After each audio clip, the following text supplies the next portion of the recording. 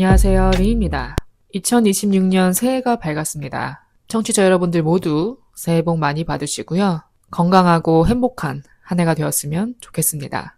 팟캐스트를 시작한 이후로 새해 첫 에피소드는 항상 미리미리 준비를 해왔어요. 작년에도요. 25년에도 그래 이제 곧 새해니까 25년 새해니까 남들 다 하듯이 신년 계획 혹은 New Year's Resolution 같은 그런 주제로 잡아서 한번 해보자. 이야기를 꾸려보자 해서 꽤 열심히 이제 스크립트를 써놨었거든요. 근데 결국 막판에 마음이 항상 바뀌더라고요. 그래서 전혀 다른 주제를 갔죠. 아마 작년 25년 첫 에피소드가 나의 불완전한 20대였나? 그랬던 것 같은데. 그래서 생각해보니 제가 팟캐스트를 시작한 이후로 한 번도 제대로 된 새해 에피소드, 신년 계획을 주제로 다룬 적은 없어요. 사실 좀 뻔해서 안 하게 되는 것도 없지 않아 있는 것 같습니다.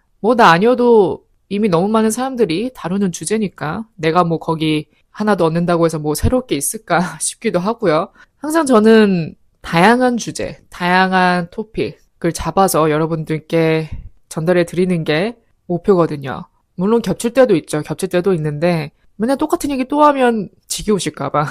물론 사람은 어쩔 수 없어요. 하던 얘기 또 하게 됩니다. 그래도 주제만큼은 좀 다양성을 추구하고 싶어서 그래 왔는데 오늘 주제도 어떻게 보면 새해 계획이라는 큰 틀 안에 아주 살짝은 걸쳐져 있습니다. 오늘 주제는 제목에서도 보셨다시피 이미 제 팟캐스트에서 여러 번 언급된 소재입니다. 이건 딱히 새로울 게 없죠. 바로 소셜미디어, 인스타그램, 도파민, 알고리즘 등 이런 얘기 정말 많이 나왔죠. 근데 이 주제가 끝이 없는 이유가 우리가 핸드폰을 삶에서 떼어낼 수가 없거든요. 이제는 떼어낼라 떼어낼 수가 없고 이미 핸드폰 안에 너무 많은 우리의 정보가 담겨 있고 그냥 평생 이렇게 배틀하다 가는 것 같아요. 모르겠어요. 나이 들면 점점 안 그러게 될지. 안 그러게 될 수도 있겠죠. 근데 또 저희가 나이 들 쯤엔 또 시대가 엄청 변해 있을 테니까 테크놀로지도 엄청 성장해 있을 테고 모르겠어요. 나이가 들면 안 그럴지. 하지만 젊었을 때만큼은 어쩔 수가 없는 것 같습니다. 그래서 오늘은 제가 근 몇 달간 직접 겪어온 이 소셜미디어의 딜레마에 대해서 얘기를 해보고 또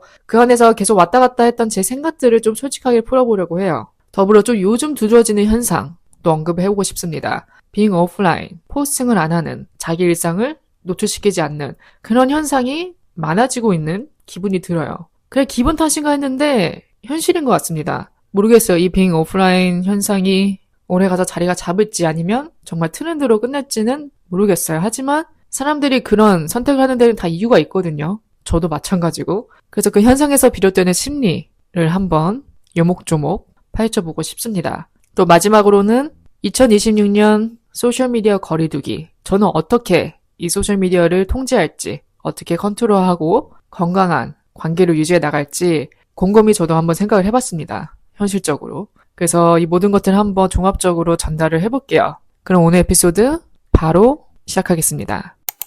소셜미디어가 왜 해로울까요?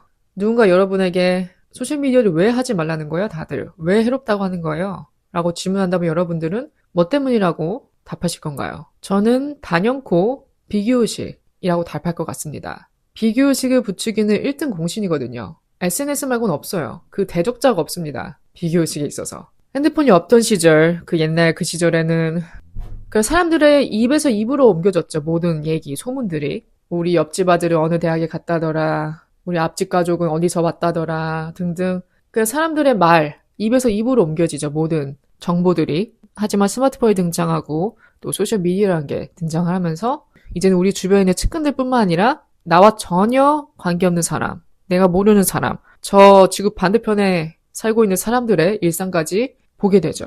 그러니까 쓸데없는 남의 인생이 자꾸 내 눈앞에 나타나. 물어보지도 궁금해하지도 심지어 누군지도 모르는 사람의 인생이 자꾸 내 눈앞에 나타나서 거슬리게 하니까. 물론 우리가 보고 멋있다, 예쁘다, 저 사람은 저희 같네? 그냥 그 정도로만 끝나면 몰라요. 생각이 거기서 안 멈춰지죠. 부럽네? 쩝. 나는 왜 여기서 이러고 있지? 뭔가 나 빼고 다 인싸인 느낌. 나 빼고 다 어디 이렇게 다 잘 돌아다니는 느낌. 나만 뭔가 우물한 개구리가 된 느낌. 특히 우리가 소셜미디어를 멀리해야 되는 순간이 바로 힘들 때입니다. 이걸 경험으로 깨닫게 되네요, 저도. 내 인생에서 안 좋은 일, 힘든 일을 겪고 있을 때 그때만큼은 필사적으로라도 멀리해야 됩니다. 어떤 수단을 동원해서라도. 둠스크롤링에서 멀어져야 돼요. 힘든 시기에 남의 인생을 끊임없이 보는 것만큼 내 자신을 미저러블 하게 만드는 게 없습니다. 정말이에요. 우리가 살다 보면 뭐 힘든 일, 안 좋은 일, 그런 게 보통 예고 없이 일어나죠. 갑자기 일어납니다. 그러면 당황스러워요. 당황스럽고 사람이라면 솔직히 억울해요. 억울하기도 하고 밑도 끝도 없이 불공평하다는 생각이 들어요. 뭔가 내 인생이 밑으로 점점 처지고 있는데 인터넷에 보여지는 사람들의 모습은 제가 항상 언급했다시피 하이라이트만 보여지죠. 그들은 계속 올라가는 느낌. 나는 점점 내려가는 느낌. 나만 뒤처지는 느낌. 나만 멈춰있는 느낌. 특히 가까운 사람들의 일상을 볼수록 더더욱 그렇게 느껴요. 가까운 사람들일수록. 제가 살판 났구나. 보기에 겨웠네. 이런 시선으로 보게 됩니다. 어쩔 수 없이. 보면 볼수록. 뭐 자기 SNS 공간인데 뭘 올리든 자기 마음이긴 해요. 그게 잘못됐다는 게 아니라 그런 것을 보는 것 자체가 내 멘탈에 은근히 막대한 영향을 끼친다는 거죠. 보고 안 보고의 차이가 큽니다. 안 보면 모르잖아요. 그런 일이 일어났는지, 그 사람이 그런 삶을 살고 있는지 알 길이 없죠. 안 보면. 그러니까 정말 안 보면 그만인 건데 봐서 문제예요. 항상 안 보든지. 봐서 문제야. 둠스크롤링 같은 경우는 이미 우리 인생에 자리 잡았어요. 솔직히 말하면 누구나. 뭐 폴더폰 쓰지 않는 이상. 습관이 돼서 우리가 무의식적으로 이젠 들어가잖아요. 무의식적으로 들어가서 보게 되고 또 보면 하나만 보나요? 계속 보죠. 그러다 보면 보지 않아도 될 거, 볼 필요도 없는 거 보게 되고 영향받고 그래요. 딱히 여기에 어떤 방법이 있는지 모르겠어요. 그냥 안 보면 그만인 것 같습니다. 최대한 안 보는 거. 그래야 내 비교의식을 지킬 수 있다. 특히 힘들 때, 일 잘 안 풀릴 때, 기분 안 좋을 때, 어려울 때는 최대한 멀리해야 됩니다. 그럼 앞서 언급한 being offline 현상에 대해서 한번 제대로 파헤쳐 볼까 해요. 점점 사람들이 포스팅을 안 하는, 자기 일상을 공유하지 않는 쪽을 선택하는 것 같아요. 물론 그럼에도 할 사람은 합니다. 하던 사람은 계속해요. 그게 일상이 되어버린 사람은 그거 못 고칩니다, 잘. 모르죠. 또 어떤 깨달음이 오면 고쳐질지. 요즘 좀 뚜렷하게 보이고 있는 것 같아요. 점점 포스팅 안 하는 현상들. 그럼 이게 왜 나타날까? 왜 사람들이 이런 쪽으로 쏠릴까? 제가 짐작하기로는 첫 번째, 과잉 노출의 피로감. 말 그대로 과잉 노출이에요. 알 필요도 없는 다른 사람의 스토리, 일상, 그 사람이 어딜 가고 누굴 만나고 뭘 먹는지까지도. 또 제3자인 사람들도 마찬가지예요. 특히 뭐 인플루언서들, 포스팅이 직업인 사람들, 포스팅을 해야만 하는 사람들, 소셜미디어로 무언가를 판매하는 사람들, 그런 사람들이 끊임없이 올리죠.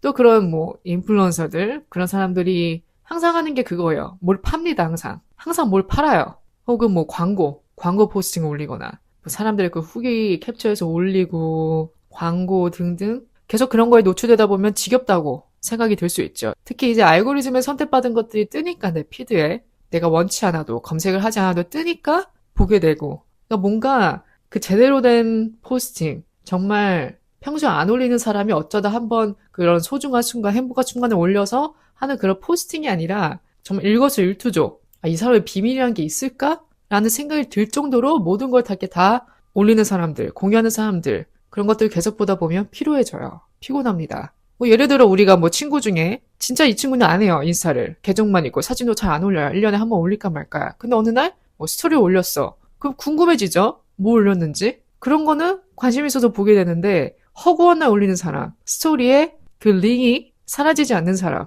그런 사람들은 처음에 한번 한두 번 보겠지만 계속 올리면 이제는 클릭도 안 해요. 뭐 보나 마나 뭐 또 그런 얘기겠지. 그런 사진이겠지. 이러니까 피로감이 장난이 아니다. 그리고 두 번째, 이제 다들 알죠. 알 때가 됐어요. 올린다고 행복해지는 게 아니라는 걸. 그 내 일상을 공유하는 것과 행복을 절대 비례하지 않는다는 걸. 우린 이제 모두 알죠. 더 이상 뭐 논의하지 않아도 말하지 않아도 알죠.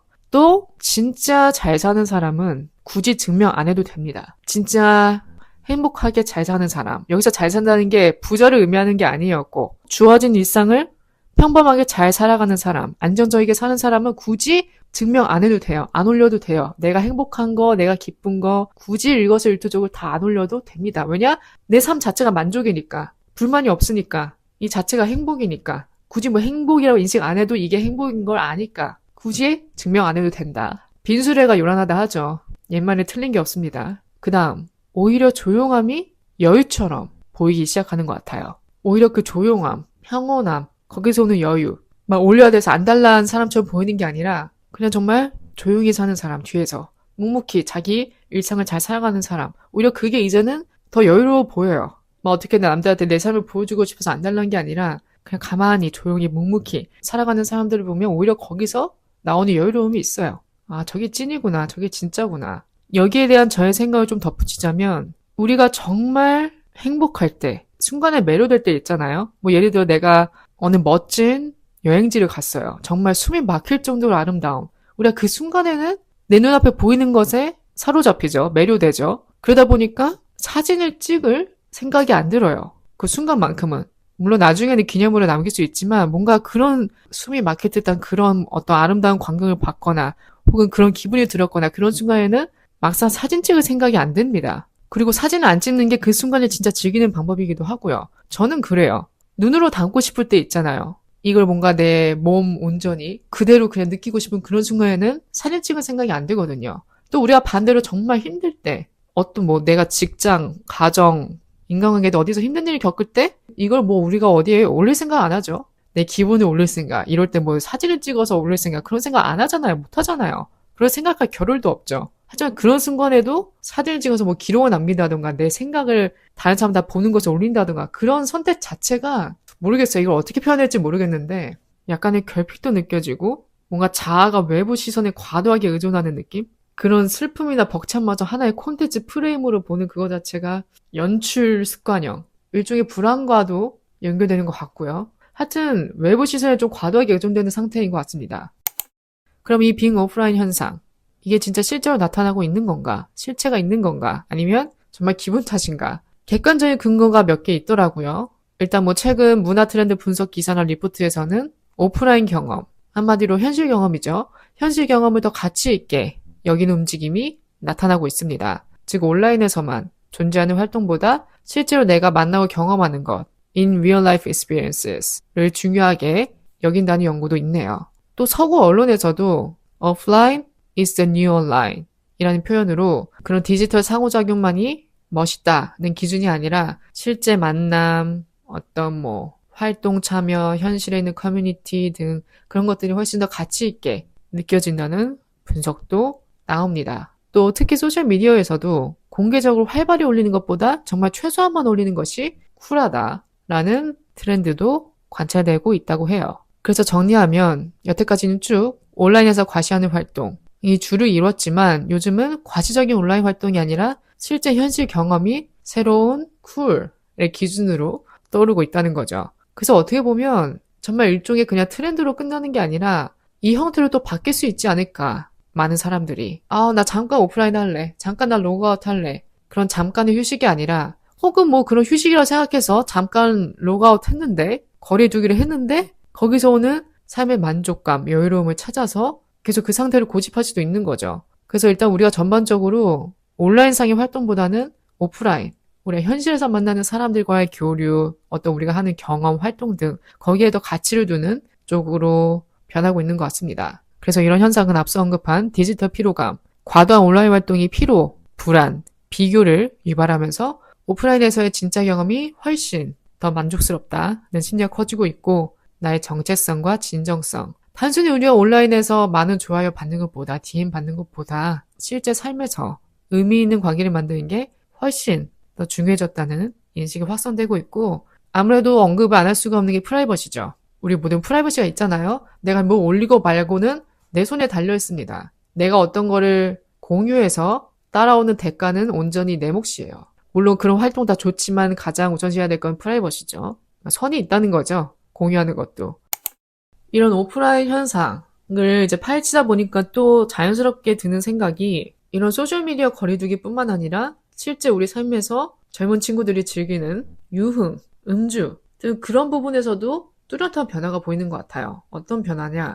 음주 거리두기, 유흥 거리두기. 이건 솔직히 제가 최근에 느낀 게 아니라 몇 년 전부터 느꼈어요. 한 2년 전부터 제가 서서히 느끼고 있는 현상인데 처음에는 제가 이게 이젠 내가 안 하니까 내가 거기서 이제 손 다 뗐으니까 나이도 있고 그래서 내가 안 하니까 그렇게 느끼는 거다라고 생각을 했는데 그게 아니라 점점 젊은 세대들이 그런 것들과 거리를 두는 현상이 발생하고 있다는 기사 같은 거 봤습니다, 제가. 그래서 괜한 기분 탓이 아니구나. 실제로 여러 서베이에서 젠지 세대, 이 세대는 부모 세대 대비 술을 적게 마시며 음주율 자체가 낮다는 점이 확인됐다고 합니다. 한 조사에서는 무려 21%가 술을 전혀 마시지 않거나 끊었다고 보도도 되었고 일상적인 음주, 복음도 현저히 줄었다는 결과가 나와요. 또 미국 한국 등에서도 젊은 층 대서로 설문을 했을 때 음주를 줄이고 홈술이나 노알코올 음료를 선택하는 경향이 강해진다 합니다. 이게 진짜 맞는 게 편의점 가니까 무알코올 맥주, 칵테일 그런 것들이 정말 많아졌더라고요. 제가 술을 끊어서 몰랐어요, 여태까지. 술을 뭐 사마실 본 적이 없어서. 근데 최근에 제가 이제 친구 집 놀러 갔을 때 편의점에서 뭐 좀 사려고 사서 들어가려고 갔는데 너무 다채로워진 거예요. 처음 보는 음료들이 너무 많아져서 고르는데 한참 걸렸습니다. 그리고 캐네단기 칵테일 음료 같은 경우는 뭐 알코올 도수도 높지 않고 음료수 맛이 더 강하고 좀 더 부담을 덜고 마실 수 있으니까 그 정도는 괜찮겠다 싶어서 한번 골라봤는데 종류가 너무 많아서 엄청 고민했어요. 그리고 무알코올 맥주도 제가 올해 처음 마셔봤습니다. 예전에 저라면 말도 안 된다 했죠. 무알코올을 왜 마시냐? 안 마셔도 맛없을 거다. 이런 편견이 강했을 텐데 최근에 한번 그냥 어쩌다가 시도를 해봤는데 괜찮던데요? 그 탄산의 청량함도 느끼면서 그냥 그 맥주라는 일단 생각, 논 알코올이어도 맥주라는 그런 생각 때문에 플라시보 효과인가? 뭐 음주하는 친구들 옆에서 내가 어느 정도 소속감을 느낄 수도 있고 저는 나쁘지 않은 것 같습니다. 또 클럽이나 유흥, 문화 변화 쪽을 한번 살펴보면 미국 조사 기준으로 정통적인 뭐 나이트클럽, 바 등 그런 문화 참여율이 감소했다고 해요. 또 영국 쪽 조사에서도 18세에서 30세 기준으로 밤 10시 이후 외출 빈도가 전년보다 줄었다는 응답이 많이 보고됩니다. 또 온라인 커뮤니티에서 보이는 전반적인 의견에서도 그런 뭐 유흥, 어떤 클럽, 어떤 바, 라운지들 그런 곳에 대한 관심이 저하되고 이제는 소규모로 모이는 거, 그냥 정말 친한 친구들끼리 집에서 도란도란 이렇게 모이는 그런 뭐 홈파티 혹은 다른 활동을 선호하고 일단은 그런 과음이나 시끄러운 장소 분위기가 지친다, 피곤하다는 반응이 많이 보여요. 저도 뭐 언급을 했지만 꾸준히 집에서만 하는 게 좋습니다, 진짜. 혼자 사는 친구들 집 있으면 진짜 좋아요. 굳이 밖에 나가서 택시 걱정, 술값 걱정, 주변 소음 걱정 안 해도 되고 집에서 편하게 옷 입고 맛있는 거 먹고 얘기하면서 울고 싶을 때 울고 가십도 실컷 떨고 그러다 피곤해지면 자면 되고 그대로 얼마나 편해요. 저는 홈파티 정말 좋아합니다. 선호해요. 그럼 왜 이런 변화가 생겼을까? 일단 구조적인 이유부터 보면 첫 번째, 건강, 웰빙 가치 상승. 이제는 꼭 나이 든 사람들뿐만 아니라 젊은 사람들도 본인의 건강, 신체 건강, 정신 건강을 우선적으로 생각하는 것 같아요. 거기에 음주가 좋을 리가 없거든요. 백해무익하니까. 그 다음 경제적 부담. 일단 외출하면 무조건 돈이죠. 당연히 어쩔 수 없어요. 클럽이나 바 등 외출 비용이 부담이 됩니다. 택시비 들지, 술값 들지. 그래서 그 비용을 절감하려는 경향이 생긴다. 또 사회적 변화. 코비드 이후로 사람들 사이에서 현실적 연결을 재평가함. 확실히 코로나 이후로 많은 것들이 변했어요. 이런 집에서 하는 문화, 홈파티 이런 모든 것들도 코로나 전에는 거의 없었거든요. 다 우리 밖에서 만났죠. 확실히 코로나가 그 기점이 된 것 같습니다. 변화의 기점이. 그 이후로 변화된 것들이 정말 많아요.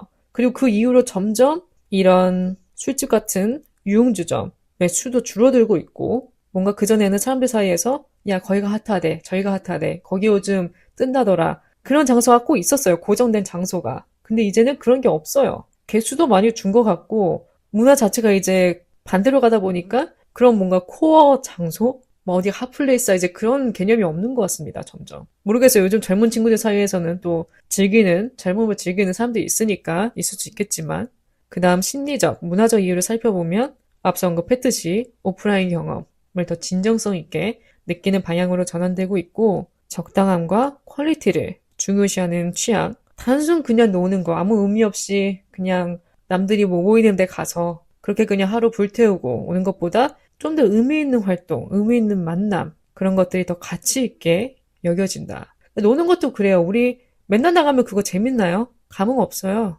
친구도 자주 만나면 감흥 없습니다. 가끔 만나야 반갑고 할 얘기도 많지. 그래서 앞서 언급한 오프라인 쿨 현상과 접목시켜 본다면 단순히 이제는 온라인 안 하는 게 멋있다 라는 게 아니라 진짜 만남, 진짜 내가 삶에서 살다가 일상을 살다가 자연스럽게 만나는 사람들과의 인연, 그런 만남, 공동체, 체험을 중요시하는 가치 변화가 이제는 유흥문화를 제고하는 계기가 된 것 같습니다. 그래서 요약하면 예전처럼 뭐 밤새 술 마시고 뭐 클럽 가고 어디 바 가고 하플 섭렵하고 그렇게 노는 게 쿨이 아니라 건강하게 적당히 즐기면서 의미 있는 경험, 의미 있는 관계가 더 멋있다고 느끼는 세대적 변화가 생긴 거죠.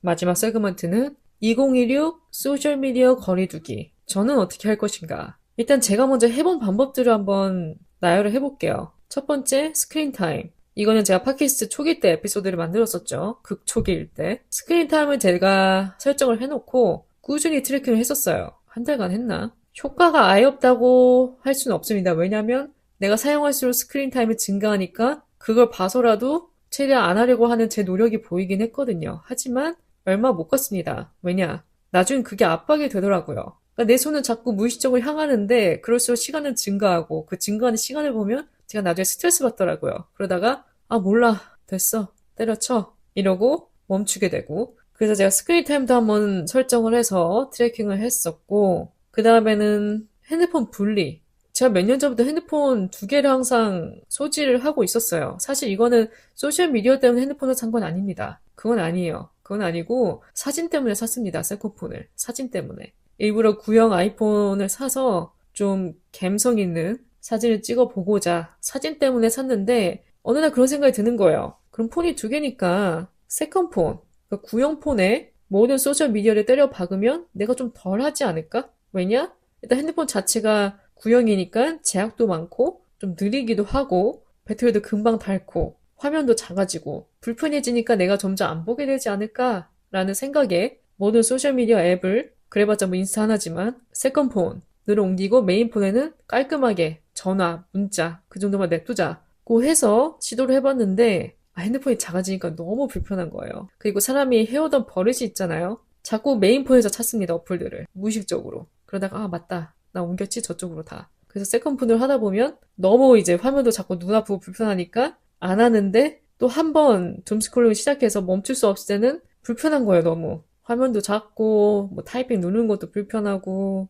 왜 내가 사서 고생을 하지? 라는 생각이 들더라고요. 그리고 일단 구형폰 자체가 배터리 성능이 안 좋습니다. 배터리가 굉장히 금방 빨리 닳아요. 그래서 보조 배터리를 항상 가지고 다녀야 되고 용량도 작기 때문에 용량이 많을수록 느려지기도 하고 그래서 결국 그것도 꾸준히 지속 못했고요. 마지막은 앱 삭제. 뭐 가장 쉽고 단순하면서 강력한 방법이죠. 그냥 삭제해버리는 거, 어플을. 이건 좀 제가 지속을 했습니다. 지웠다가 다시 깔면 또 로그인하고 해야 되잖아요. 귀찮잖아요. 그래서 아예 삭제된 채로 한 달은 좀 안 되고 몇 주 남짓 한번 시도는 해봤었어요. 그나마 저는 앱 삭제가 효과가 있지 않나. 그나마 장기적인 수단으로는 안 될 것 같아요. 왜냐면 어쩔 수 없어요. 사람은 돌아가기 때문에. 근데 앱 삭제가 가장 extreme measure 중에 효과 있는 방법이 아닐까. 물론 이것도 사람이 해오던 습관이 있으니까 아침에 일어나면 무의식적으로 손가락이 스크린에서 허공을 맴돌아요. 무의식적으로 클릭하던 그 어플이 있는데 없으니까 어디 갔지? 찾아. 아 맞다 삭제했지. 그게 하루에 한 몇 번 계속 반복됐습니다. 처음에는 그 어플이 없다는 게 적응이 안 되니까 계속 손가락이 가요. 그 어플을 열려고 해. 근데 맞다 삭제했지. 그것도 보통 통제력을 요구하는 게 아닙니다. 뭐든지 습관으로 만드는 게 중요한데 왜 하는 습관은 잘 되는데 안 하는 습관은 그렇게 어려울까요? 왜 그럴까요? 그러면 저는 올해 어떻게 할 것인가? 이런 생각이 들었어요. 왜 꼭 이런 수단을 동원해서 해야 되지? 꼭 이렇게 익스트림하게 해야 되나? 꼭 이렇게 해야만 내 자신을 통제할 수 있나? 내 통제력이 이거밖에 안 되나? 라는 생각이 들더라고요. 그래서 그냥 같이 공존하면서 안 하는 방법을 찾자. 그냥 어플은 그대로 냅두고 내가 한번 안 해보자. 들어가지 말아보자. 라는 생각이 들었어요. 그래서 지금 그렇게 하고 있습니다. 아예 안 들어가냐 한 번도. 그건 아니에요. 근데 모르겠어요. 제 안에 어떤 깨달음이 온 건지 아니면 진짜 제가 이골이 나버렸는지. 그래서 잘 안 들어갑니다. 왜냐? 들어가봤자 뻔하니까. 안 봐도 될 거, 쓸데없는 거, 필요 없는 거 보고 또 영향받을 걸 아니까. 그걸 보고 내 기분이 어떨지 아니까. 어떻게 될지 아니까. 이제는 내가 왜 굳이 나를 그런데 노출시키지? 안 보면 그만인데? 왜 사서 영향받지? 그걸 본 후에 제 기분이 어떨지 아니까. 이미 경험을 해봤고 정말 뭔가 내 자신이 낮아지거든요. 내 현실이 싫어지고 그 기분이 정말 끔찍하니까 이제는 안 보게 돼요. 서서히.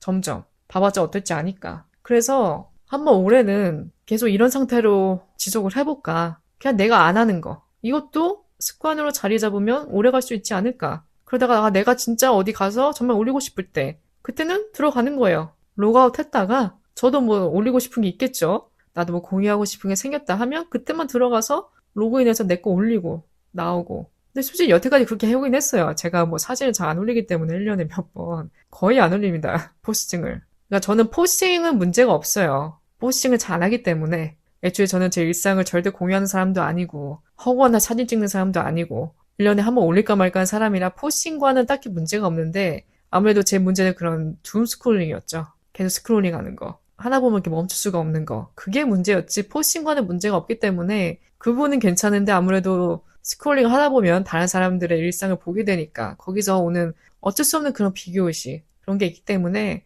한번 그냥 안 해보려고요. 로그아웃 해보려고요. 그렇게 실컷 거리 두다가 내가 뭔가 나도 올리고 싶은 거 있을 때 들어가면 또 색다르긴 해요, 기분이. 내가 자주 하는 게 아니니까 어쩌다 한번 하는 거니까. 그런 좀 신비주의를 유지해보자. 둠 스크롤링도. 한번 올해는 그렇게 주력을 해볼까 합니다. 네, 여러분들은 새해 어떤 계획을 가지고 계신가요? 특히 소셜미디어 관련해서 여러분들은 어떤 뚜렷한 계획을 가지고 계신가요? 혹시 저처럼 줄여보고자 하는 노력을 해보실 분들이라면 어느 정도 오늘 저의 이야기가 조금이나마 좀 참고가 되었으면 좋겠어요. 특히 이 핸드폰 관련해서는 많은 분들이 새해 계획 중 하나로 잡고 계실 것 같아요. 인터넷 좀 멀리하기, 소셜미디어 멀리하기 등등. 너무 완벽함을 추구하려기보다는 한 번에 끊고 한 번에 그렇게 하길 기대하기보다는 한 단계씩 좀 점진적으로 나아가는 방향을 선택한다면 그 경지에 다다르지 않을까라는 생각이 듭니다. 또 여러분들도 공유해주고 싶으신 의견 혹은 여러분들만의 특별한 방법, 솔루션이 있다 하시면 자유롭게 남겨주세요. 스포티파이 댓글이나 팟캐스트, 인스타그램 등 자유롭게 의견 남겨주시고요. 오늘도 제 이야기를 들어주신 모든 분들 진심으로 감사드리고 2026년 새해 모두들 힘차게 시작했으면 좋겠습니다. 남은 하루 잘 마무리하시고요. 저는 또 다음 에피소드로 찾아뵙겠습니다.